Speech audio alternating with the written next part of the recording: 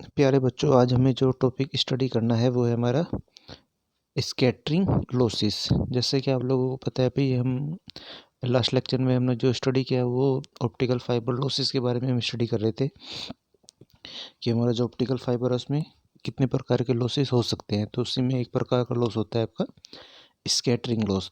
तो स्कैटरिंग का जैसे आप मीनिंग निकाल सकते हैं, स्कैटरिंग मीन्स होता है फैल जाना। ठीक है, तो स्कैटरिंग लॉस में आपके दो प्रकार के लॉस होते हैं। एक होता है आपका लीनियर स्कैटरिंग लॉसेस और सेकंड वन है आपका नॉन लीनियर स्कैटरिंग लॉसेस। तो इस लेक्चर में बेसिकली हमें जो स्टडी करना है वो है हमारा लीनियर स्कैटरिंग लॉसेस। ठीक है, तो लीनियर स्कैटरिंग लॉसेस या लीनियर स्कैटरिंग आपका वह मैकेनिज़्म होता है जिसमें क्या होता है, हमारी थोड़ी या जो भी हमारी ऑप्टिकल पावर्स हैं, ऑप्टिकल पावर से मतलब है जो भी हमारे ऑप्टिकल सिग्नल्स हैं, जब एक प्रोपेगेशन मोड से दूसरे प्रोपेगेशन मोड पर ट्रांसफ़र होते हैं तो इस प्रोसेस में क्या होता है, हमारा जो सिग्नल है वो एटीन्यूएट हो जाता है या उसका लॉस हो जाता है। ठीक है भाई, हमारे जो सिग्नल है उसके ट्रैवल करने के काफ़ी सारे मोड होते हैं। तो जब हमारा सिग्नल है वो एक मोड से दूसरे मोड में ट्रांसफ़र होगा, ठीक है, तो उस पर्टिकुलर टाइम पर हमारा जो लॉस होगा या सिग्नल जो एटीन्यूएशन होगा वो क्या कहलाएगा, हमारा लीनियर स्कैटरिंग लॉस कहलाएगा। तो लीनियर स्कैटरिंग लॉस हमारा दो प्रकार का हो सकता है। एक होता है आपका रे लाइट स्कैटरिंग और एक होता है आपका माई स्कैटरिंग, MIE माई स्कैटरिंग। तो ठीक है, फर्स्ट वन है हमारा रे लाइट स्कैटरिंग। तो रे लाइट स्कैटरिंग में क्या होता है हमारा कि जैसे भाई हम लोगों को पता है, हमारा जो जैसे ऑप्टिकल फाइबर है हमारा, तो ऑप्टिकल फाइबर क्या होता है, एक मटेरियल से बन मिल के बनता है। तो उसमें क्या होता है हमारा कि जब हम उसका निर्माण करते हैं तो उसके निर्माण के समय क्या होता है भाई, हम कुछ मटेरियल यूज़ करेंगे। तो मटेरियल यूज़ करने से क्या होता है कि मान लीजिए किसी पर्टिकुलर पॉइंट पर आपकी जो डेंसिटी है वो क्या हो गई, हमारी असमान हो गई। ठीक है, तो ये असमान हो गई तो वहाँ पे जो लाइट का बिहेवियर है वो क्या होगा, हमारा चेंज हो जाएगा, क्योंकि लाइट हमारी उसी मीडियम पे शिफ्ट हो रही है, उसी मीडियम में ट्रेवल कर रही है। ठीक है, तो इसमें सिंपल सा आपको ध्यान रखना है कि बेसिकली फाइबर के निर्माण के समय या फाइबर को जब हम बना रहे हैं, डेंसिटी फ्लक्चुएशंस होते हैं। फ्लक्चुएशंस मीन्स असमान होना।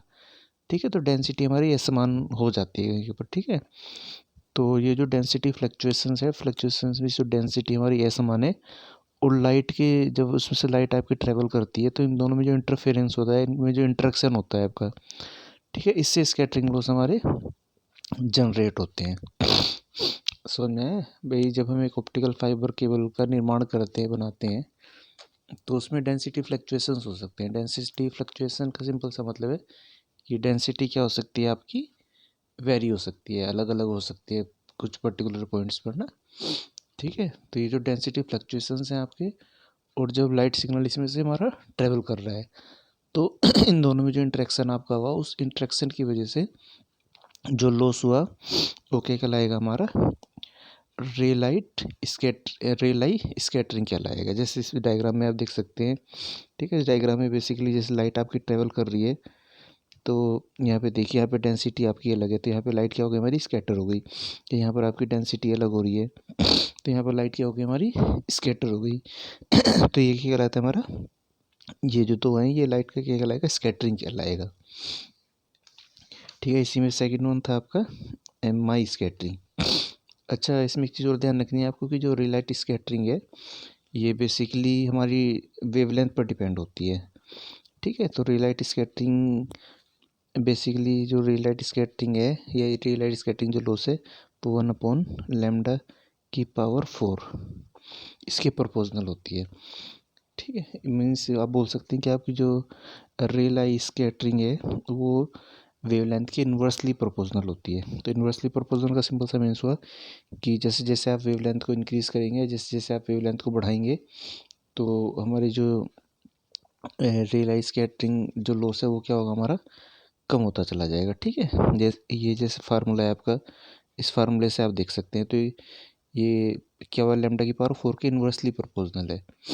ठीक है, तो इसमें सिंपल सा आप कह सकते हैं कि यदि हम इसकी वेवलेंथ को डबल कर दें, मतलब जैसे जैसे वेवलेंथ बढ़ती जाएगी वैसे वैसे क्या होगा, हमारा रियलाइज स्कैटरिंग लॉसेस क्या होगा, कम होता चला जाएगा। मीन्स यदि हम लैम्डा को डबल कर दें, लैम्डा को हम क्या करें, डबल कर दें, तो हमारा जो रियलाइज स्कैटरिंग लॉस है वो क्या होगा, हमारा 16 टाइम कम हो जाएगा। ठीक है, तो ये हो गया हमारा रियलाइज स्कैटरिंग। एक होता है हमारा माई स्कैटरिंग।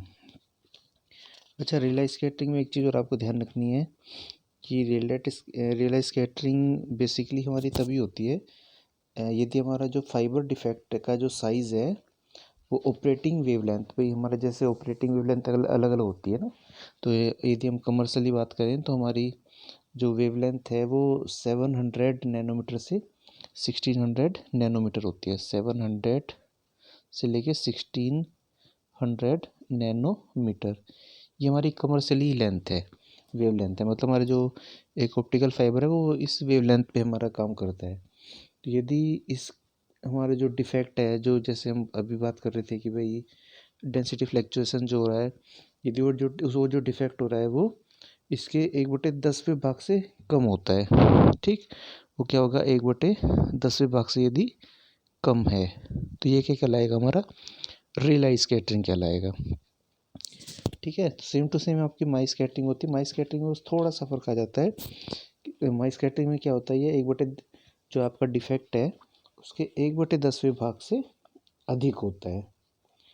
ठीक है, तो ये हमारा क्या हो गया भाई, रेलाइट और माइक में कोई फ़र्क नहीं है ना। जैसे माइक में क्या था, <1/10 था। ठीक है, जो डिफेक्ट है वो हमारा वेवलेंथ का 1/10 से छोटा था, लेकिन इस वाले में क्या होगा, वो आपको <1/10 होगा। ठीक, तो ये क्या लाएगा, हमारा माइक स्कैटरिंग। ठीक है, माइक स्कैटरिंग के अलावा भी हमारे कुछ हो सकते हैं, जैसे कोरो क्लैडिंग में भी हम लोगों ने पढ़ा है कि उनके आपके क्या बोलते हैं पर्तनांक होते हैं, उनमें थोड़ा फ़र्क आ जाए आपका, है ना। ठीक है, तो उसकी वजह से भी लॉसेज हो सकते हैं। ठीक है, तो जैसे माइक स्कैटरिंग है, माइक स्कैटरिंग को हम 2-3 तरीके से हम कम कर सकते हैं। फर्स्ट है हमारा जो ग्लास के निर्माण के समय जो हमारा इंटरफेक्शन है उसको कम करके, कुसंगति को, मतलब इसको हिंदी बोलते हैं कुसंगति को कम करने पर इसको कम किया जा सकता है। जैसे ये ऑप्टिकल फाइबर में ग्लास यूज़ हो रहा है ना, तो ग्लास के निर्माण के समय हम उसमें कुसंगति को क्या करें, कम कर दें। और सेकंड वन हो सकता है फाइबर की कोटिंग कर दें। और थर्ड वन है हमारा फाइबर का जो रिफ्रैक्टिव इंडेक्स है, या रिफ्रैक्टिव इंडेक्स का जो डिफरेंस है μ1 माइनस μ2, उसको हम क्या करें, बढ़ा दें। तो ये 3 कारण हैं, जिन 3 कारण से हम क्या कर सकते हैं, ये हमारा जो माई स्कैटरिंग है इसको कम किया जा सकता है। ठीक है, तो ये 2 प्रकार के लॉसेस बेसिकली हमने पढ़े हैं अभी, रियल आई और माई स्कैटरिंग। ठीक है, चलिए।